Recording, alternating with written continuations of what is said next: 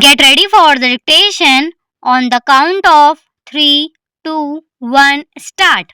Gentlemen, kindly let me have your prize for printing 100 copies of the enclosed circular.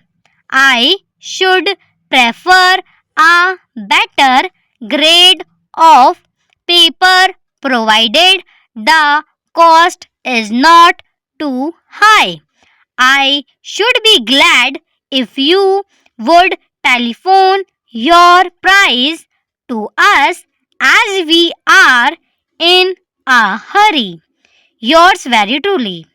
Gentlemen, we are sorry to learn that two of the books we recently sent to you were faulty. Apparently, they were either printed or bound incorrectly. If you will kindly return them to us, we can obtain credit for them ourselves.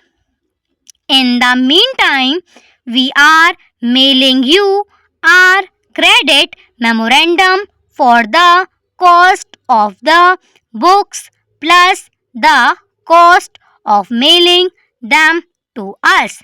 Very truly yours.